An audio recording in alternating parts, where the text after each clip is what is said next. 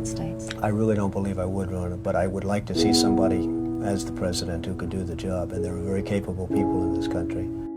Why wouldn't you dedicate yourself to public service? Because I think it's a very mean life. I would love and I would dedicate my life to this country, but I see it as being a mean life, and I also see it as somebody with strong views and somebody with the kind of views that are maybe a little bit unpopular, which may be right, but may be unpopular, wouldn't necessarily have a chance of getting elected against somebody with no great brain but a big smile.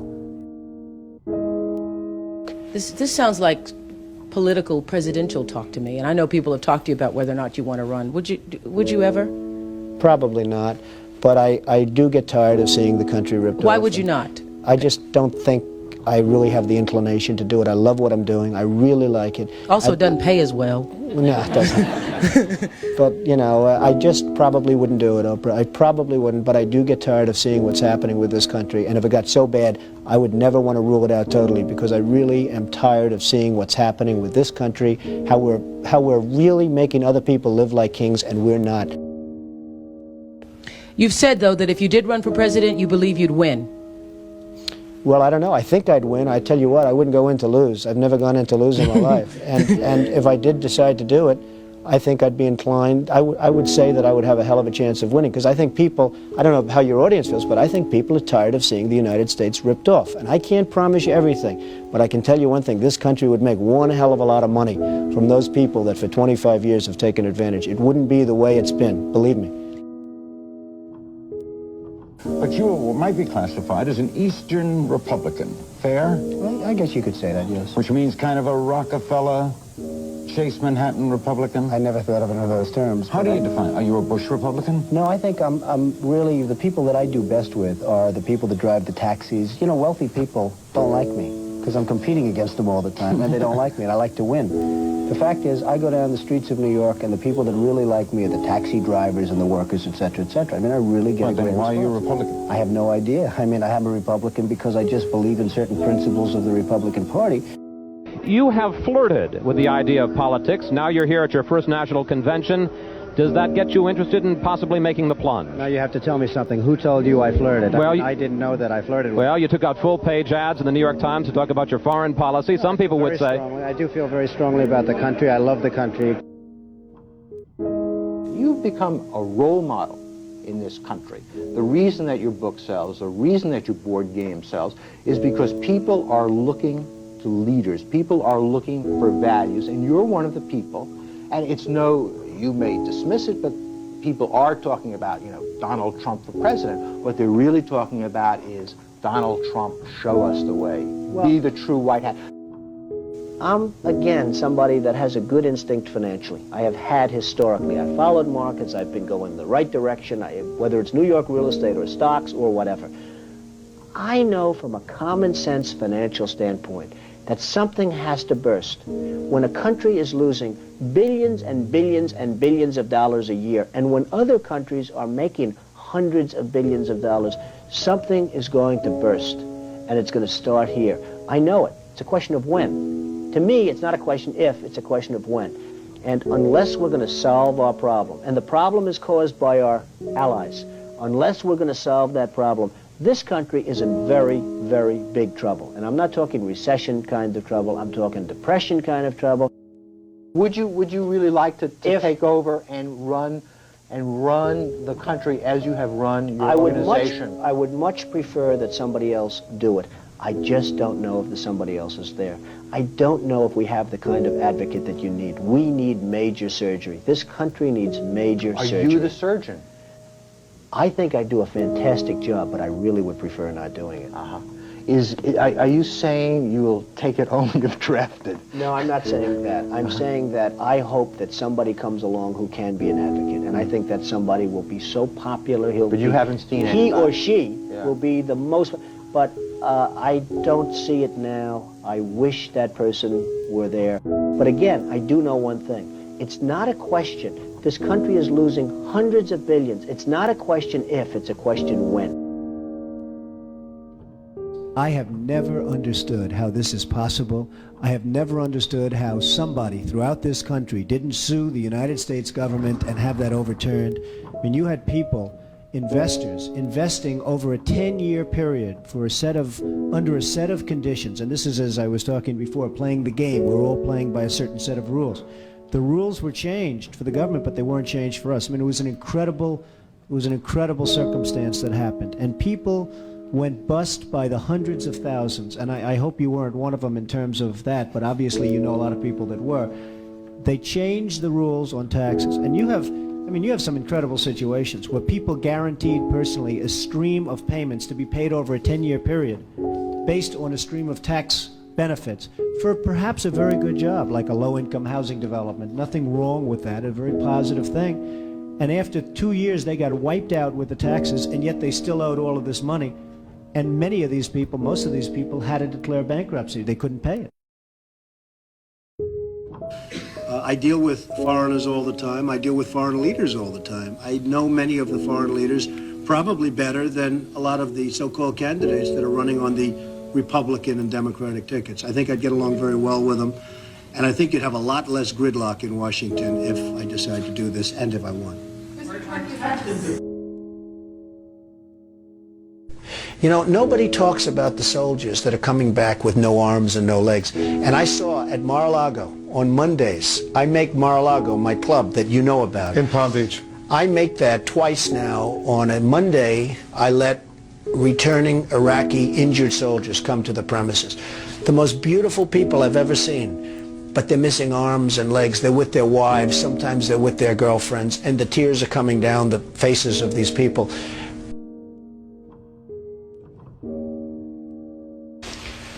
Well, I just hate what's happened to this country. We've gone to a country that's no longer respected.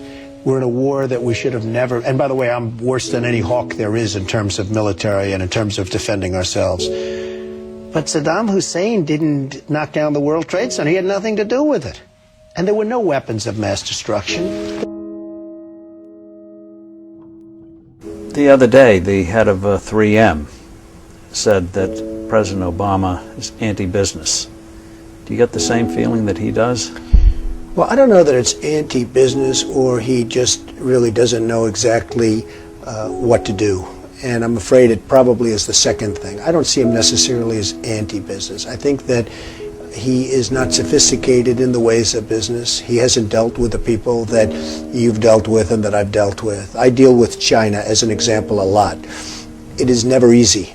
And I've made some very big deals with the Chinese. I've come out on top. I've come out in great shape. I sell apartments to Chinese people. I get along great with them. It's not like, anti-China.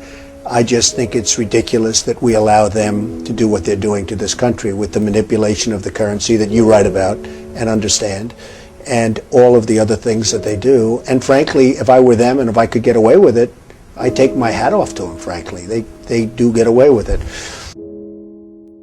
And I hire companies all the time, and it's so hard for our companies to compete against Chinese companies. I mean, these companies have such an advantage, whether it's glass for a curtain wall or whether it's, and you use the term because you know what's happened, sheetrock. I mean, they used to give us sheetrock, just give it. And everybody that was unfortunate enough to use Chinese sheetrock had problems. I mean, problems like where people were dying from it. The good news, Steve, our product is much better, but with the manipulation of their currency, it's very, very, very hard for our companies to compete. But I'll certainly do whatever is necessary and however I can help, whether they want me to make speeches, whether they want me to contribute, raise money, I'll do whatever I have to do. We need somebody great as a president.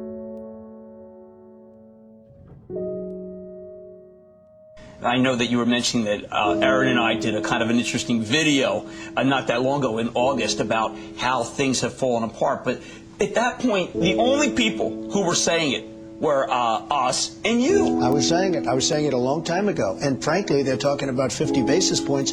I think you should drop it a point, a full, solid 100 basis points, and just sit back and see. And I was actually looking at somebody, a gentleman from Goldman Sachs was saying 175. So that's going to be interesting. But I think that's ultimately going to be happy. And it would be nice if Ben could get now ahead of the curve instead of always being behind the curve. He's behind the curve. Say what you want about Alan Greenspan. He was always slightly ahead of the curve. And that was always brilliant. And he had this incredible reputation. I think Ben has to get a little bit ahead of the curve. He has to do something dramatic. And I really think what he should do is surprise the hell out of everyone and do it 100. And let's see what happens. That would be big.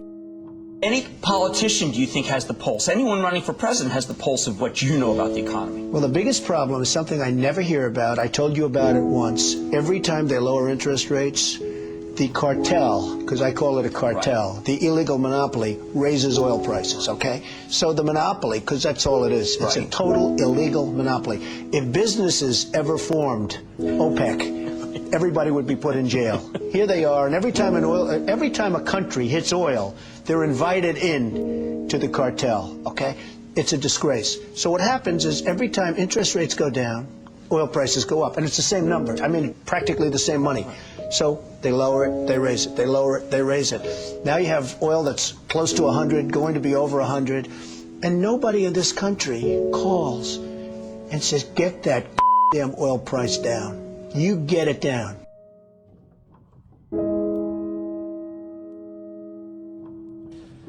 But I have to tell you that our country is in serious, serious trouble. We owe $17 trillion our debt.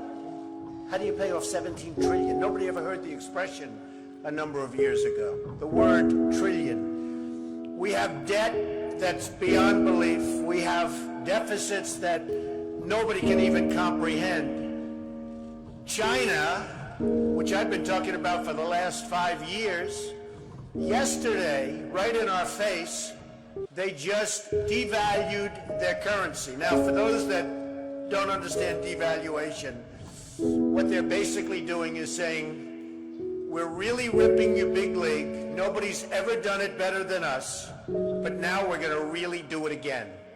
And the reason they did it, and everybody was surprised by it, was because our leadership is so weak and so pathetic that they can get away with it. And believe me, they're taking our jobs, and they're taking a big league.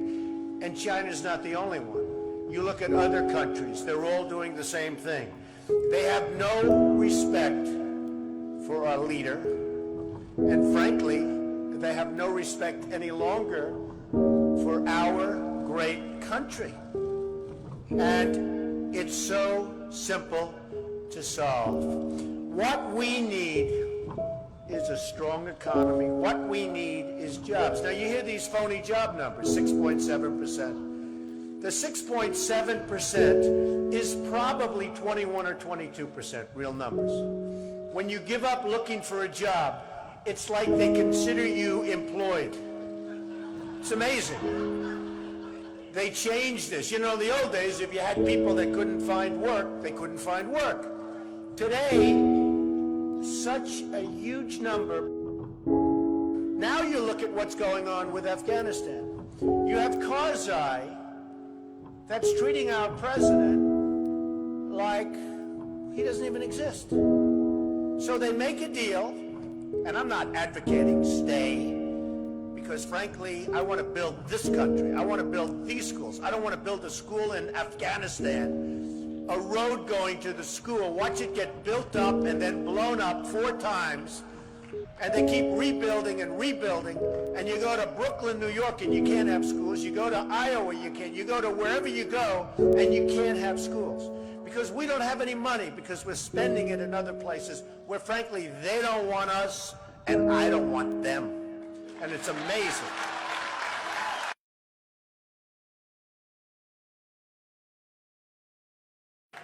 Our country is in serious trouble.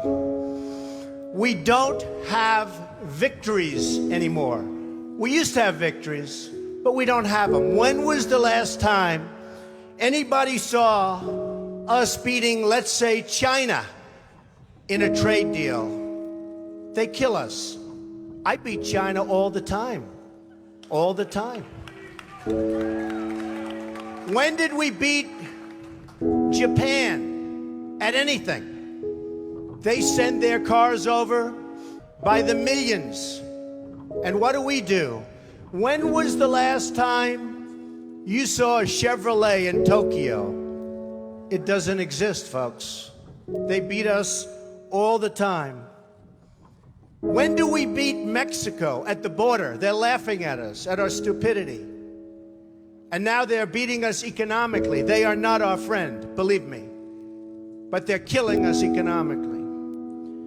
The U.S. has become a dumping ground for everybody else's problems. Thank you. It's true. Islamic terrorism is eating up large portions of the Middle East. They become rich. I'm in competition with them. They just built a hotel in Syria. Can you believe this? They built a hotel. When I have to build a hotel, I pay interest. They don't have to pay interest because they took the oil that when we left Iraq, I said we should have taken. So now ISIS has the oil. And what they don't have, Iran has. And in and I will tell you this, and I said it very strongly, years ago, I said, and I love the military, and I want to have the strongest military that we've ever had, and we need it more now than ever, but I said, don't hit Iraq, because you're going to totally destabilize the Middle East. Iran is going to take over the Middle East. Iran and somebody else will get the oil, and it turned out that Iran is now taking over Iraq. Think of it. Iran is taking over Iraq, and they're taking it over big league. We spent $2 trillion in Iraq. $2 trillion. We lost thousands of lives, thousands in Iraq. We have wounded soldiers who I love. They're great. All over the place. Thousands and thousands of wounded soldiers. And we have nothing. We can't even go there. We have nothing. And every time we give Iraq equipment, the first time a bullet goes off in the air, they leave it. Last week I read 2,300 Humvees. These are big vehicles. Were left behind for the enemy. 2,000, you would say maybe 2, maybe 4. 2,300 sophisticated vehicles they ran, and the enemy took them. You're right.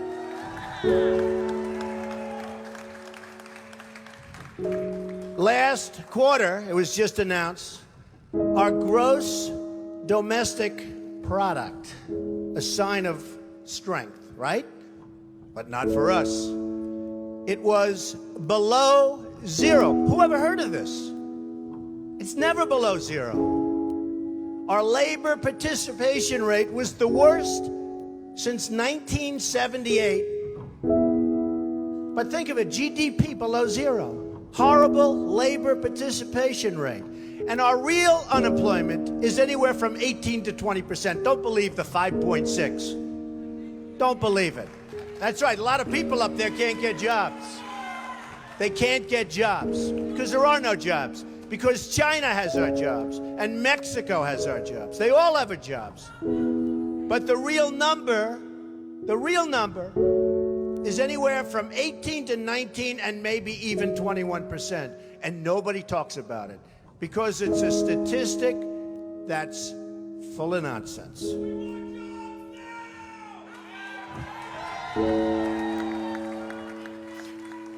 Our enemies are getting stronger and stronger by the day, and we as a country are getting weaker. Even our nuclear arsenal doesn't work. It came out recently. They have equipment that's 30 years old. They don't even know if it worked. And I thought it was horrible when it was broadcast on television, because boy, does that send signals to Putin and all of the other people that look at us and they say, that is a group of people and that is a nation that truly has no clue. They don't know what they're doing. They don't know what they're doing. We have a disaster called the big lie, Obamacare. Obamacare. Yesterday it came out that costs are going for people up 29, 39, 49, and even 55%. And deductibles are through the roof. You have to get hit by a tractor, literally a tractor, to use it. Because the deductibles are so high, it's virtually useless. It is a disaster. And remember the $5 billion website. $5 billion we spent on a website. And to this day, it doesn't work. A $5 billion website. I have so many websites. I have them all over the place. I hire people. They do a website. It costs me $3. $5 billion website. I have so many websites. I have them all over the place. I hire people. They do a website. It costs me $3. $5 billion website.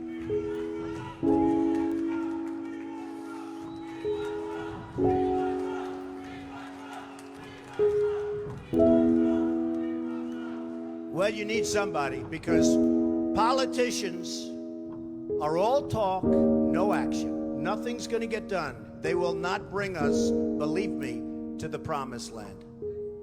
They will not. As an example, I've been on the circuit making speeches, and I hear my fellow Republicans, and they're wonderful people. I like them. They all want me to support them. They don't know how to bring it about. They come up to my office. I'm meeting with 3 of them in the next week, and they don't know. Are you running? Are you not running? Could we have your support? What do we do? How do we do it? I like them. And I hear their speeches, and they don't talk jobs, and they don't talk China. When was the last time you heard China's killing us? They're devaluing their currency to a level that you wouldn't believe. It makes it impossible for our companies to compete. Impossible. They're killing us. But you don't hear that from anybody else. You don't hear it from anybody else. And I watch the speeches. Thank you.